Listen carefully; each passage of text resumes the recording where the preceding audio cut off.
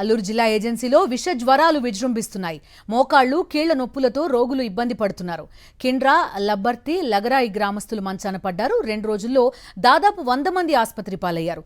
తాత్కాలిక వైద్యం చేసి పంపుతున్నారు డాక్టర్లు.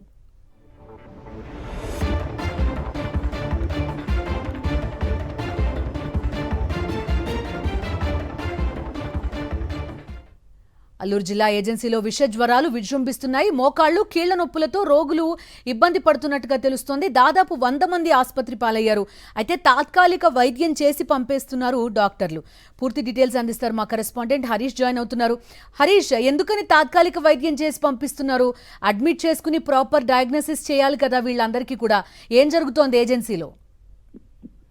ప్రస్తుత పరిస్థితుల్లో ఏజెన్సీ రంపచోడవరం ఏజెన్సీ ఏదైతే ఉందో మొత్తం 11 మండలాలు ఉంటాయి. అందులో మారుమూల ప్రాంతాలు రాజవమంగ మండలంలో దాదాపు 100 మంది అనారోగ్యం బారిన పడ్డారు. మొత్తం అందులో లాగరాయి, కిబ్బర్తి ఈ ప్రాంతాలన్నీ కూడా చాలా ఇంటీరియర్ విలేజెస్. ఈ ప్రాంతాల్లో అనేక రకాలైన జ్వరాలతో పాటు అంతు చిక్కని వ్యాధులు కూడా వాళ్ళకి సోకాయి. దాంతో స్థానికంగా ఉండే మెడికల్ ఆఫీసర్స్ కానీ లేదా పిహెచ్సీలో కానీ తాత్కాలిక వైద్యం మాత్రమే చేస్తారు. వీళ్ళ దగ్గర నుంచి బ్లడ్ శాంపిల్స్ అయితే తీసుకెళ్లారు కానీ ఇప్పటిదాకా వ్యాధి నిర్ధారణ అంటూ చేయలేదు. కొంతమంది చికెన్ గున్యా అని చెప్పి అధికారులు ఐడెంటిఫై చేశారని చెప్పి దానికి సంబంధించిన మందులు మాత్రం ఇస్తున్నారు.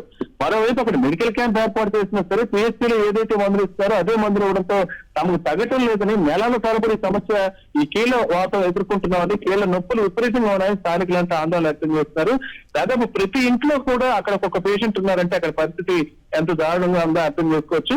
మరీ ముఖ్యంగా చెప్పాలంటే స్థానిక టీడీపీ ఎమ్మెల్యే ఎవరైతే శిరీష ఉన్నారో ఆవిడ సొంత పంచాయతీ అని చెప్తున్నారు. ఇప్పటిదాకా ఆ ప్రాంతంలో ఇన్ని ఇబ్బందులు ఎదురవుతున్నాయి, కొన్ని 100 మంది అనారోగ్యం బారిన పడ్డారని చెప్పినా సరే అక్కడికి వెళ్లి పరిశీలించే పరిస్థితి ఇంతవరకు కనపడలేదని స్థానికులే చెప్తున్నారు.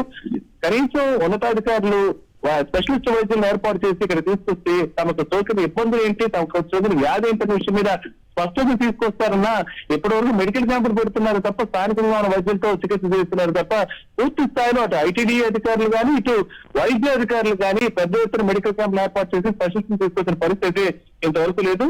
ప్రస్తుతానికైతే ఈ పరిస్థితి అంతా కూడా ఈ రాజవంగ మండలం కిండ్రా, లబ్బర్తి, లాగరాయి పిహెచ్సీ పరిధిలోనే ఎక్కువగా ఉన్నాయి. వీటి చికెన్ గున్యా రైతులు అని చెప్తున్నారంటే చికెన్ గున్యా పోతుంది. చికెన్ గున్యా తగ్గిపోయినా సరే 3 నెలల పాటు కీళ్ళ నొప్పులు ఉంటాయని చెప్తున్నారు. అయితే స్థానికులు మాత్రం ఈ నొప్పులు తట్టుకోలేక యాంటీబయాటిక్స్ వేసుకుంటున్నాము, దాని పర్యవసానంతో కిడ్నీ సంబంధించిన సమస్యలు కూడా వస్తున్నాయి.